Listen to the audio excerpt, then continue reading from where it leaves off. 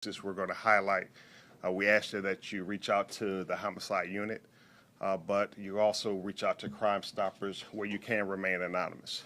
We feel that people were around these two incidents.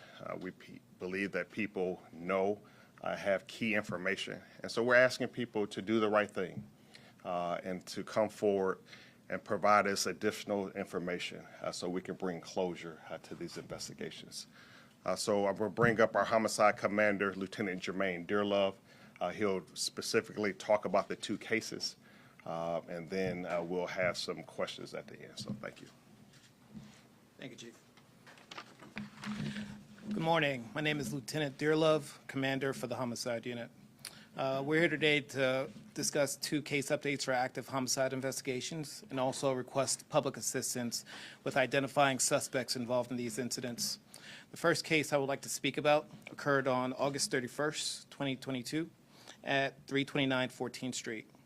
The victim in this case is Mr. Prince Oluzor, 38 years old, black male. Mr. Oluzor was inside the BP gas station and was alerted by other customers inside the convenience store that his vehicle was being stolen. When Mr. Oluzor stepped outside to check on his vehicle, the suspects inside of a silver sedan fired a handgun and struck him in the body. Mr. Oluzor was pronounced deceased on scene. An investigation was taken up by our lead investigator, Leon Packer, where we obtained surveillance footage of that suspect vehicle. That silver sedan was later identified as possibly a 2013 Honda Accord. We provided a still shot of that vehicle along with a short video clip to assist with identifying for the viewers and community. The suspect vehicle, if you notice, has a noticeable dent on the driver's side of that vehicle, and we're requesting the public's assistance with identifying suspects involved. Maybe they saw that vehicle at the time of that night, or maybe perhaps before, during, or after the incident. We're going to need our assistance from our community. As we've done time and time again, the community support makes us a much stronger city and department in solving these crimes and identifying suspects involved in these cases. The second case I would like to move on to occurred on July 28th, 2021 at Piedmont Park.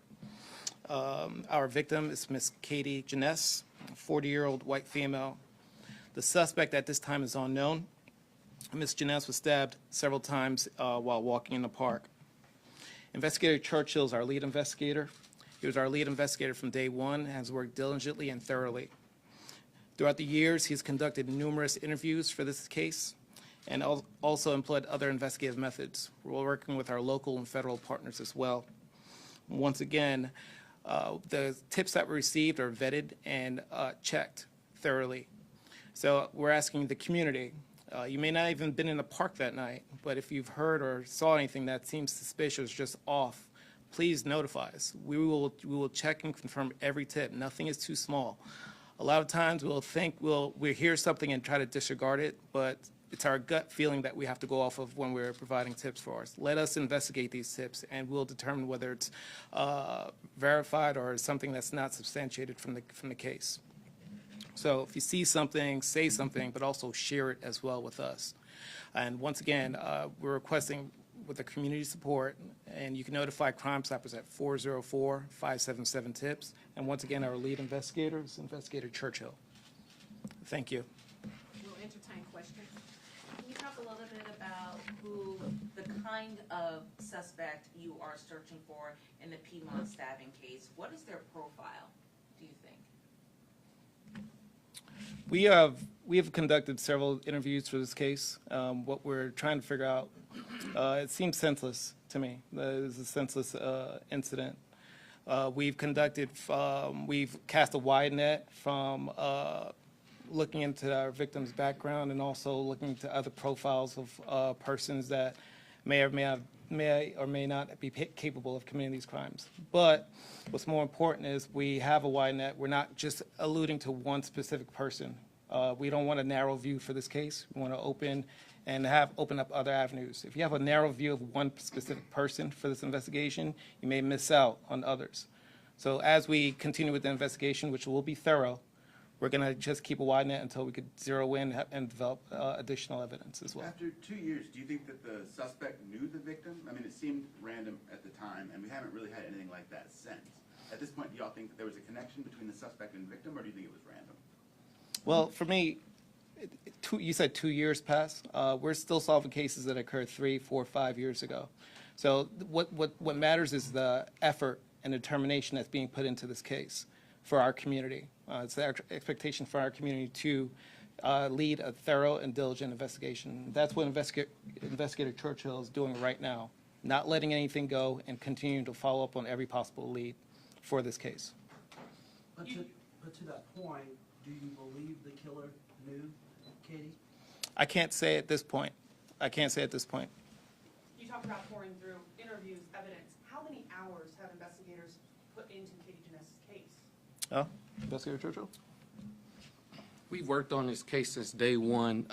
Every week, we're working on this case. So since 2 years ago to now, every week, there's something going on with this case. So no days is when unanswered, so we're working on it. And as the lead investigator, have you been in contact with the family? How are they feeling right now? I Yes. imagine they want closure. Yes, the mom is from Detroit. I've flown to Detroit and met with the mom, spent some time with her. And I speak with her weekly also.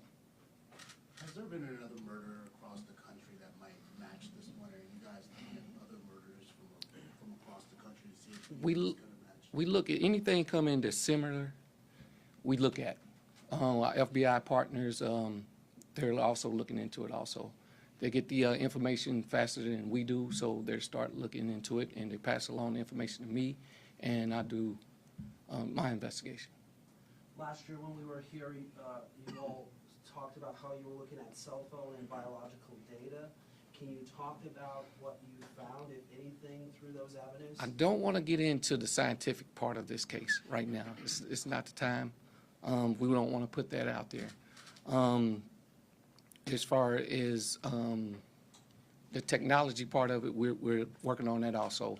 Every week there's every year there's new technology that comes out, and once it does come out, our FBI partners and I, we work on it and run it through the new technology. Can you talk a little bit about the frustration level behind this? We're at 2 years. This is a woman who was stabbed 50 times, just a heinous crime that really put a lot of people in fear in that community and beyond. Talk a little bit about the frustration and not being able to solve this right now. I know you hope to solve it soon, and this is why you're doing this press conference, but can you talk a little bit about, you know, what goes into working a case like this, the hours, the looking through surveillance, the talking with witnesses or people in the park, and still nothing? It becomes frustrating, but we're working. I take pride in the work that I do and my investigators that help me out with this case. So we're working it. It is frustrating, but we're working it. We want to get it right. Last year, APD was firm that Katie's case is not a cold case. Do you still take that stance? Right. We don't consider it a cold case. We're still working on leads are coming in. Information is coming in through Crime Stoppers, so we don't consider it cold in our standards. What about a hate crime? Have you decided if it's a hate crime or any information on that? We don't have any information on for a hate crime right now, but I want to go back to what Investigator Churchill stated. He is the lead investigator from day one. This is an active case. We're not letting it go. Investigator Churchill has put hours and hours of time while working here for the police department. He is dedicated. He's motivated. Yes, there are times when there's frustration, but once we get frustrated, we don't quit and walk away. We pick back up where we left off and we continue with the work because our work is important for the department and most importantly for the family and the community as well. Investigator Churchill, how many other cases are you juggling at one time? Like, how many are you working on in addition to this one? Well, since that case, we have, he's our senior investigator, and we do have other cases. We didn't stop with this one case, so we continue on. I believe there are 4 cases that Investigator Churchill has been a part of, which are resolved, but we do allocate the time and resources to work this case as well. Has everyone had an opportunity to ask a question? All right, thank you, everyone.